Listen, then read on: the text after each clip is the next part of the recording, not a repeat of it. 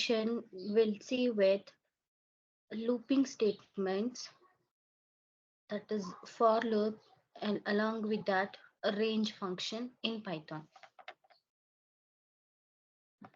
If you want to execute a block of code only for a certain number of times, then we can do this with a loop statement, that is a for loop and range function.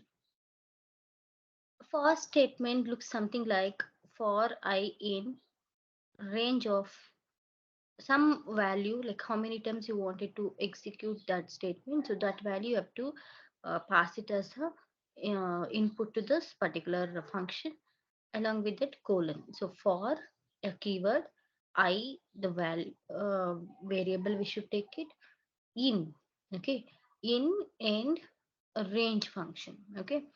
The keyword for again a variable name, the in keyword, again a call to a range function, then along with that colon, then after that indentation along with a block of code. So these things should be followed whenever we are using a for loop for repeated execution of set of statement for the number of times we required. So you can see with an example, print my name is. So we are just printing that string my name is. Then we are using a for loop for I in range 5. That means I will be initialized to 0. From 0 to 5, we are executing this um, statement after the for loop. So there you can see the indentation block we have given here. Print Jimmy 5 times. Okay, we are printing this Jimmy 5 times, and I wanted to print like what is the number, how like you wanted to print it. What is the I value? It is there. So here I have to pass I and have to convert that to str because it I will be in integer. So integer I cannot concatenate with this. So I have to convert into string and then it will be get displayed like this. My name is a statement which has been displayed inside the print, and Jimmy 5 times. This statement for the first time it is displaying, so that is what 0, and the second time, third time, fourth time, fifth time. So this is what the for loop works. Okay, if you know number of times you want to execute the for loop, so you want to execute the set of statements, so that time you can use with for loop. If you don't know number of times you want to execute it, so that time you can go for the while loop. Okay, so that is what the code in the for loops class in a causes in a 5 times. Okay, it runs a certain code for 5 times. Then the first time it is run, the variable is set to 0, and again the value will be incremented. So based on that, you are going to display it for 5 times. So whenever we are using a for loop, we have to use with in keyword along with the range function you have to call.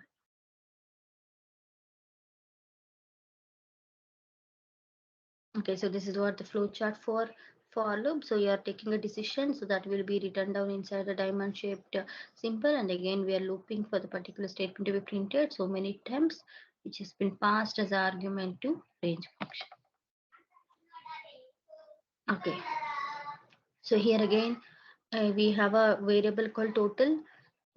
Then for number in range 101. Okay, so that means total is equal to total plus num. So num in range 101. So the result should be 5050. When the program first starts, the total variable is set to 0. The for loop then executes the total is equal to total plus num. Okay, 100 times, because 101 time means it becomes a like again it will not execute that. So 100 times from 0 to 100 it takes. Okay, so that means it is 101 time only, but it starts from 0. So it like 100 times it is going. Okay, by the time the loop finished all of its 100 iteration, every integer from 0 to 100 will have been added to total. At this point, total is printed to the screen.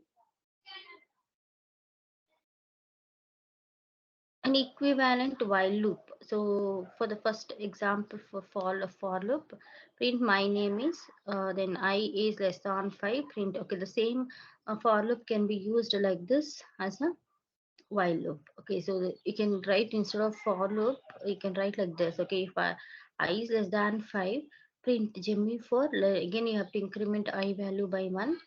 Then you can print the same as output. You get it from the for loop. Okay, so in more detail, we'll study of range function in the coming videos. Thank you.